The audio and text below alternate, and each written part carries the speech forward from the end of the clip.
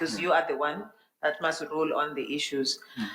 Judge, clearly the question was, you reserved a ruling after argument. So what I wanted to assist with, was that in the course of a criminal trial or was it in the course of an opposed application?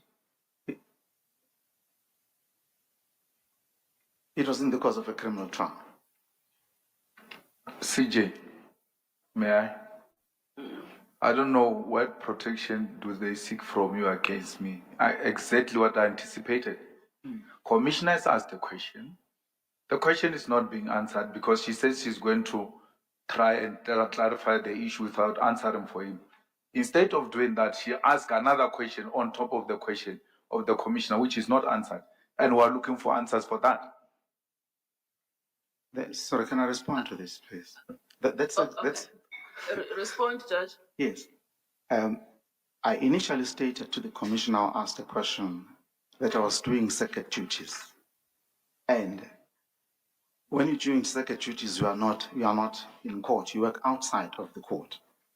It was a criminal matter, it was an application brought in a criminal matter, and I had to avail myself to deal with that matter. I would not have reserved judgment and given the judgment to another judge to hand it down.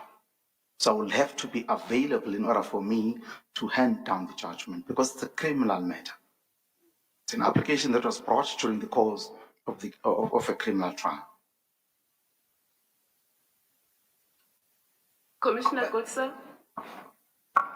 I will, I understand what circuit duties are.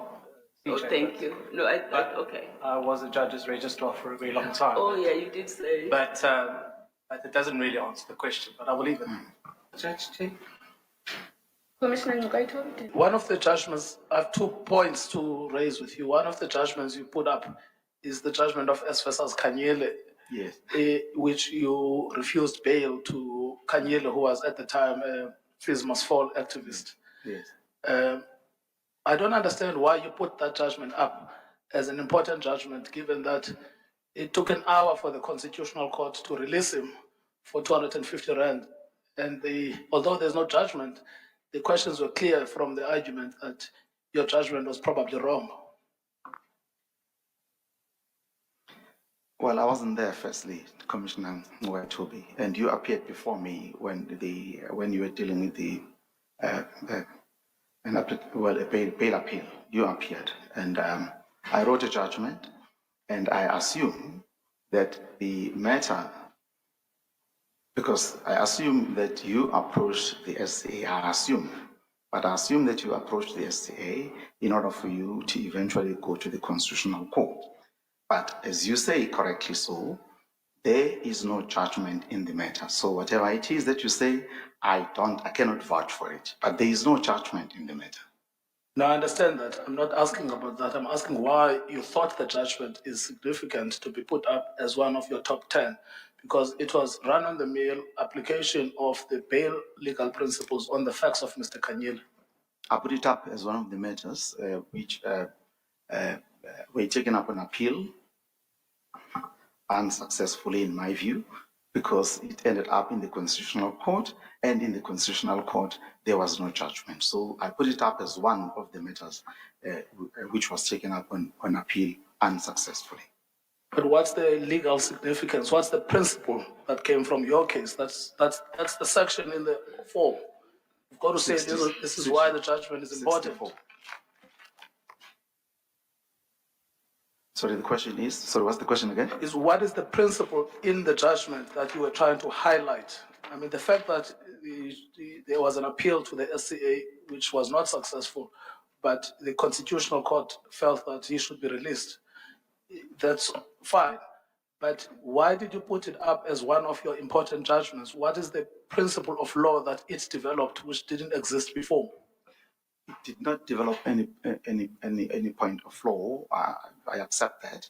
But as I've already indicated to you, I put it up as one of the matters that were taken up on appeal unsuccessfully.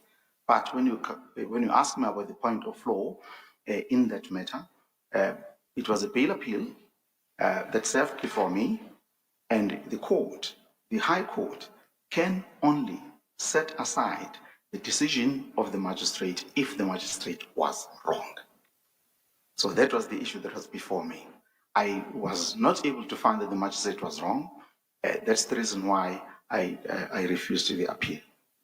But again, going back to your question, I put it up simply because I was called upon to put up matters that were unsuccessfully appealed against. But that actually is not true, Judge Cili. You mentioned this case twice.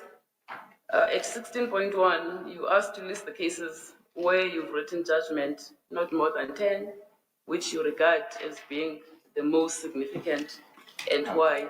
And there is that case. It's listed there. Yes, that's the point I'm trying to explore, maybe less clearly than the Chief Justice. Can you answer that question? Well, Oh, well, you have, sorry, the one you cite under the heading list cases that are Pull all of the pieces